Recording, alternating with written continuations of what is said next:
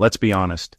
We've all become digital detectives, hearing a wild story, then immediately searching for more online.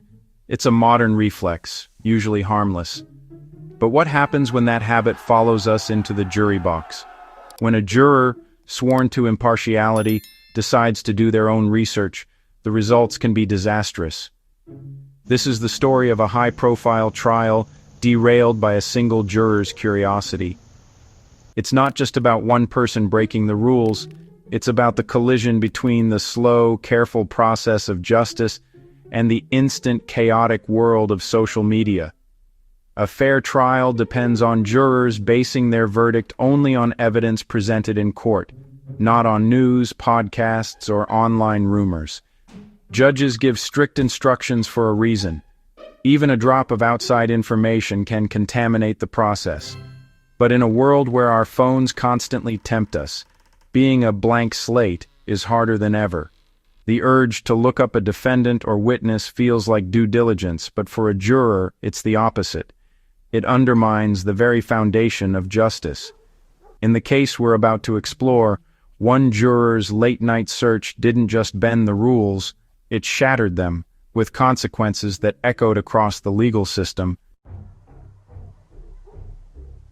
The case was the People versus Marcus Thompson, a local businessman accused of massive financial fraud. The media swarmed the courthouse. Public opinion was everywhere, fueled by relentless news coverage and online speculation. Judge Eleanor Vance was clear: no outside contact, no news, no internet searches. The jury nodded, seemingly ready to follow the rules. The trial began. The prosecution presented mountains of documents and emotional testimony from investors. The jurors took notes, focused and diligent. But outside, the digital world raged on. Hashtags trended, Reddit threads exploded, and Facebook groups dissected every detail. The internet had already reached its own verdict.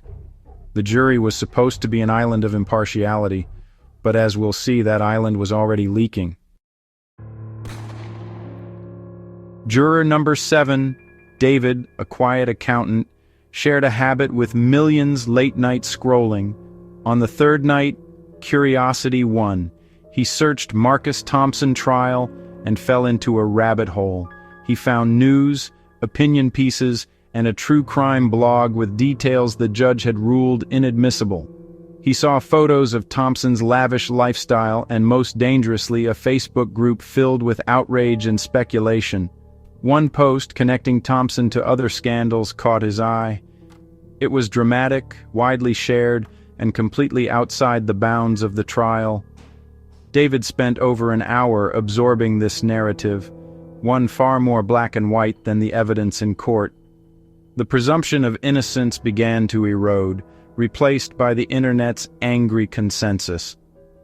The next morning, David walked into the jury room, convinced he'd found the real truth. During a break, the jury deliberation room was tense. The evidence was complex and doubts were surfacing.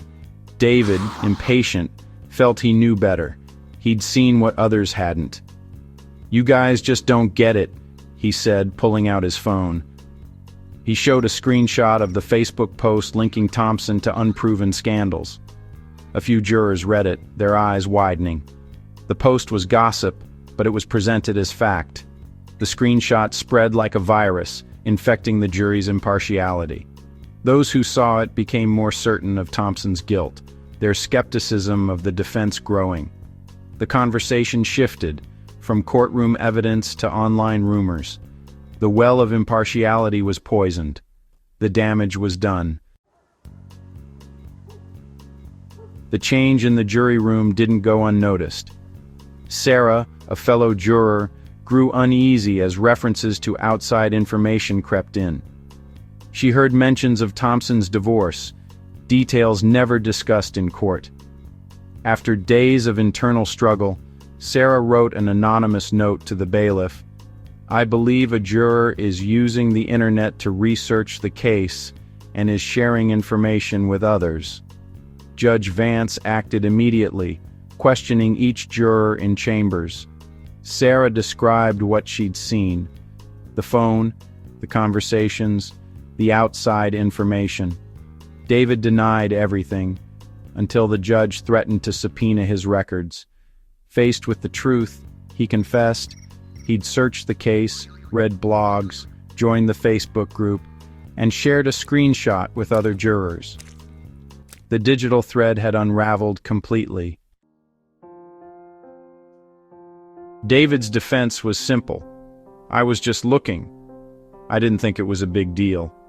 But in the eyes of the law, just looking is a catastrophe. The Sixth Amendment guarantees a defendant the right to an impartial jury.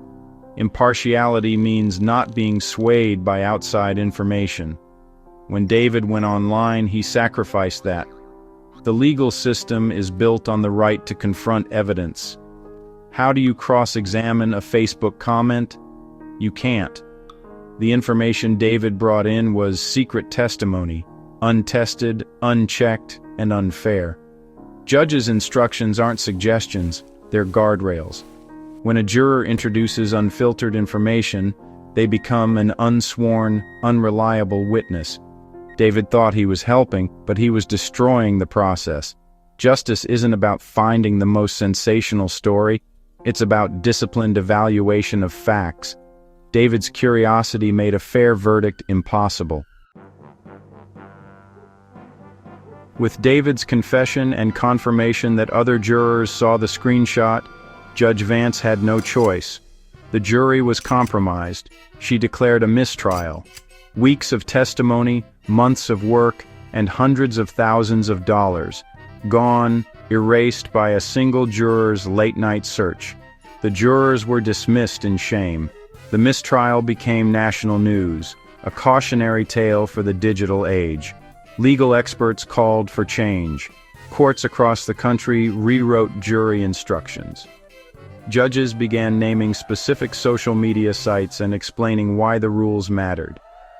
Some even required jurors to sign pledges. The Thompson mistrial was a wake-up call. The internet was no longer a minor distraction. It was a fundamental threat to fair trials. The mistrial's consequences were immediate. For Marcus Thompson, it meant a new trial, more stress, and more expense. For the jurors, it meant public shame, especially for David, who was fined and briefly jailed for contempt. The scandal left a permanent mark on everyone involved, but its biggest impact was on the court system. The Thompson case became a training example nationwide. New jury instructions were robust and clear, explaining not just the rules but the reasons behind them. Judges used analogies and daily reminders. Some courts even collected jurors' phones during trial hours. The system shifted from assuming jurors would follow the rules to actively reinforcing them, recognizing the constant temptation of the digital world. Today we live in a world where everyone carries a supercomputer in their pocket. The Thompson trial is more than a story about one juror, it's a parable for our time. The justice system is slow and deliberate, the internet is fast and chaotic, the struggle between them is ongoing. How do you enforce a digital quarantine in an age of total connectivity? New rules help, but the system still relies on the honor of 12 individuals. As technology evolves, new threats will emerge. AI-generated evidence, deepfakes, and more. Protecting justice will require constant vigilance. Ultimately, the integrity of the system rests on ordinary citizens' ability to put aside digital habits and embrace restraint.